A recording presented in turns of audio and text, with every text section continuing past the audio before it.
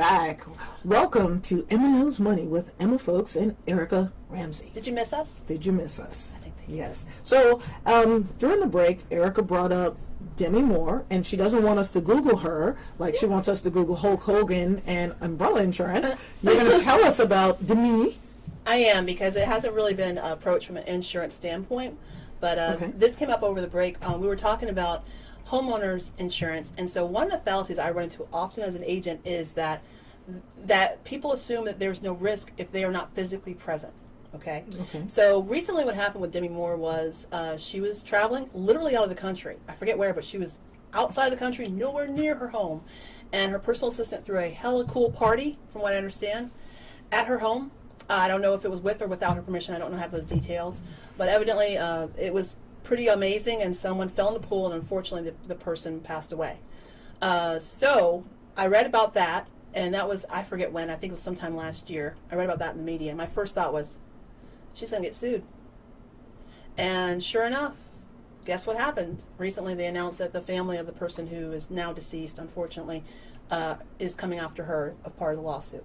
So when we're talking about homeowners protection, we're talking about true protection. Like you may not physically be there. You may not actually invite a person onto your property. They can get injured on your property and then come after you for your assets. It's the most bizarre thing to me. And I see you shaking your head. Yeah, I'm just thinking. Because you're like, really? Like, oh. And they're, for negligence, it's the most bizarre thing. I've heard this happening too with contractors. If you have a contractor that comes over, and yes, they are bonded and licensed and insured, but if you come and have them cleaning out your gutters on a ladder on your house, on your roof, and they fall and break an arm or have an impairment or physical injury, you are liable. So this, again, is why insurance is a necessary evil. Well, let's get to, that was depressing. Let's get to some of these. I'm sorry, you want me to sing the song from Ghost? Yes. For Demi Moore? No. Just sing the Eddie Murphy. All right, so here's one of the questions that came in. Emma. Okay, my father passed away a year ago, and my mother's rates have skyrocketed.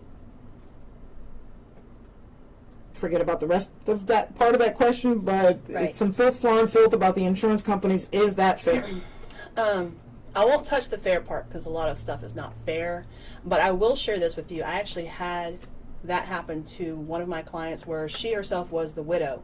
Okay. Her husband was listed as what's called the primary on the policy, and he had been the one who paid the bills for so many years, and she was listed as a driver on the policy, but not as one of the primaries or one of, the actual owner of the policy. So then she came in, she shared with me the sad news, her husband was now deceased. I called, I started working on her rates skyrocketed.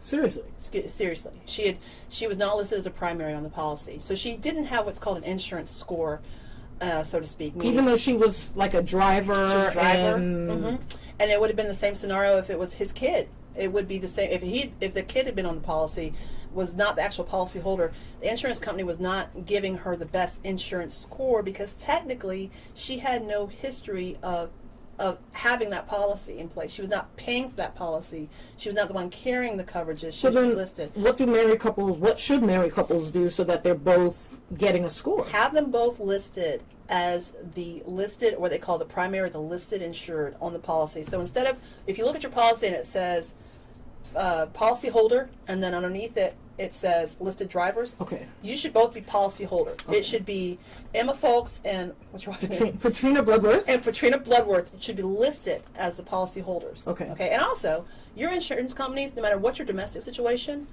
they should rate you as married. In that scenario. Well, I'm legally married. Legally married. But before, once upon a time, that was not the case. Yes, it was. I even have it. Well, we won't go into it. But long story short, you should be listed as policy holders. Okay. And, as drivers. So here's another question. I drive an old car. If I have enough cash to replace it, why do I need to have insurance? Okay. I love this question. So you have an old car, and we've already talked about Kelly Blue Book value. Right. So you're going to get into an accident, and let's say the car is totaled. I'm not so concerned about the property damage amount that's on your insurance policy. That amount can be negligible. It can be $25,000. But bodily injury, keep that limit high. Okay. Because you can't predict what's going to happen in an accident. Okay. And keep your uninsured motorist limits high. And we haven't even touched on uninsured motorists. But you're going to be an old hoopty, fine. Keep the property damage at $25,000 for yourself for uninsured motorists. But always, always, always make sure that bodily injury is nice and high. Okay, and I know you got a question because you posted something yesterday as well. Okay, so once again, people were asking about independent agents versus captive agents, and the only thing I can share with you is this: is that I have my own very personal point of view about why an independent agent is better for the consumer. My advice is just absolutely take a look at how often you talk with your agent. If your agent and you are not talking ever, and you just have these insurance bills that come through, and you just pay them, it's really, there's something that's missing here, because that person should be your trusted advisor. Yeah, and I have to put my financial planner hat on at this point because things always change. You know, we had, said, well, what if nothing ever changed? But things always change. Yes. Your family situation changes. Your assets can change. Kids can go to college. New kid.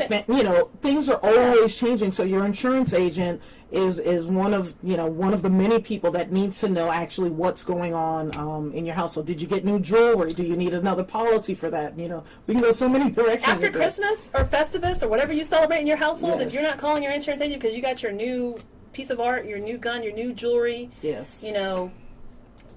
There's a couple of things. You may there. have to come back and do a gun segment on insurance. Oh, sure. So if well, I'd like to thank you for being here with me today. Thank you. This was fun. So if people have additional questions for you, Yes.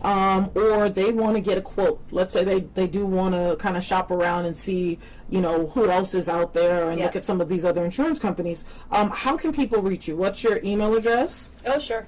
It's Erica at Rhodes-Group.com, and I think it's right down there. It's right there. That's magical. It is, isn't it? And your phone number, how can they reach you? They can reach me on my cell. Yes, I give out my cell, and most of my fellow agents do. 404-719-3820. No, don't send me texts about, just call me about, A quote call. A quote, a Yeah, quote call. okay. I know I'm cute. No, I'm just kidding. Wow. And then social media. Are you on social media? Yes, I'm on social media.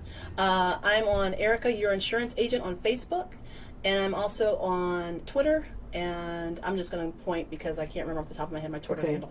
All right. And are you on LinkedIn? I am on LinkedIn. I'm Okay. Erica Ramsey.